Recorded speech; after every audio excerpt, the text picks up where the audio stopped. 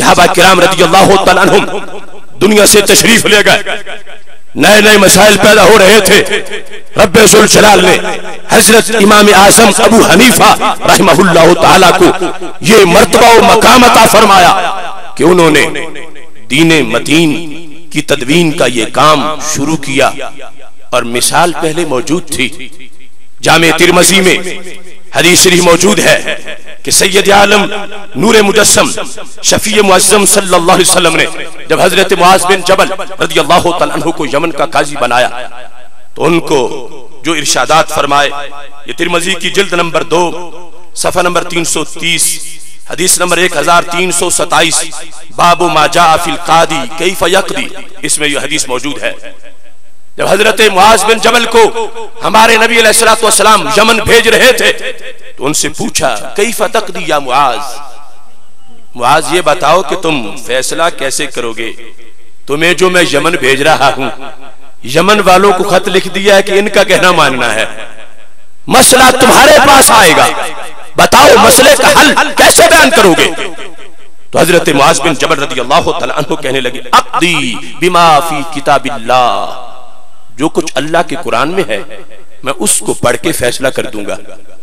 تو میرے آقا صلی اللہ علیہ وسلم نے ارشاد فرمایا ان لم یکن فی کتاب اللہ، ایک میں ان لم تجد فی کتاب اللہ، اگر کتاب اللہ میں تم نہ پا سکو تو پھر کیا کرو گے؟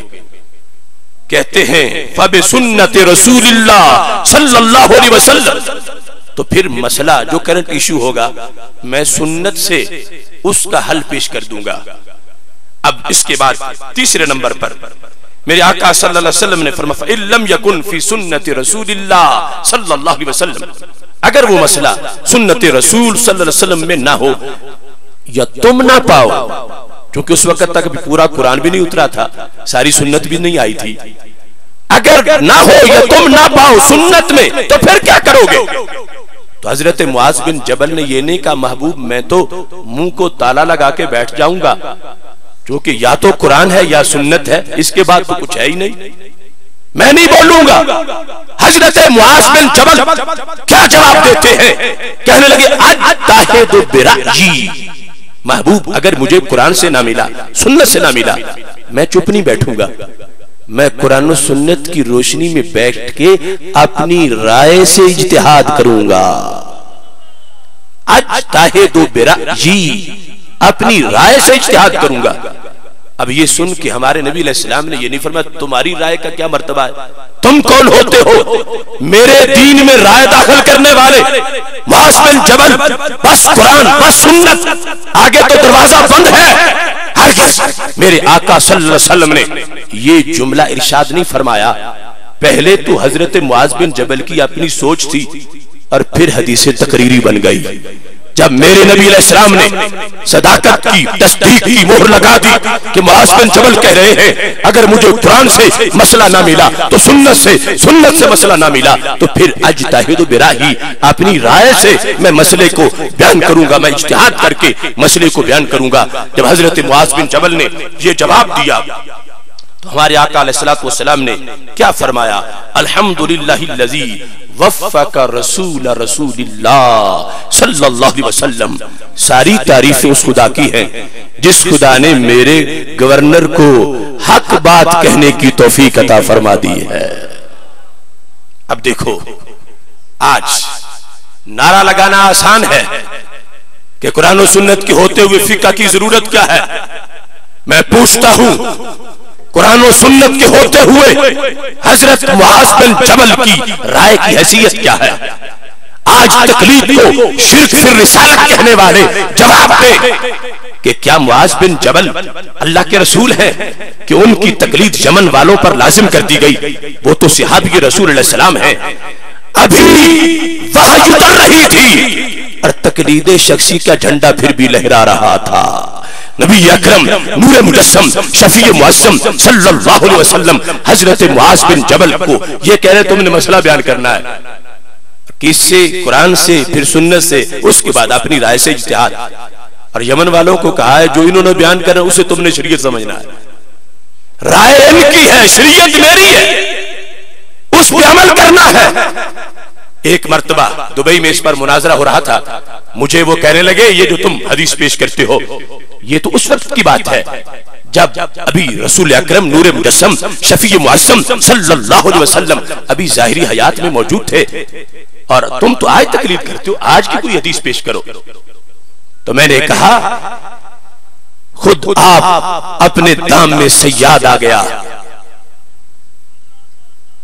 کہ جس وقت ہمارے آقا صلی اللہ علیہ وسلم تشریف فرما تھے ظاہری حیات میں، ابھی تو قرآن کا نزول ہو رہا تھا، وحی کا دروازہ بند نہیں ہوا تھا، سرکار فرما سکتے تھے معاذ بن جبل تیسرے نمبر پر ابھی اجتہاد نہ لاؤ، کیوں؟ میں تو خود تمہارے سامنے موجود ہوں، سارا قرآن ابھی نہیں اترا، جو تمہیں آتا ہے اس کے بعد بھی اترے گا، تو مجھ سے رابطہ کرنا تاکہ بعد میں اترنے والے قرآن میں تیرے مسئلے کا ہو سکتا حل موجود ہو۔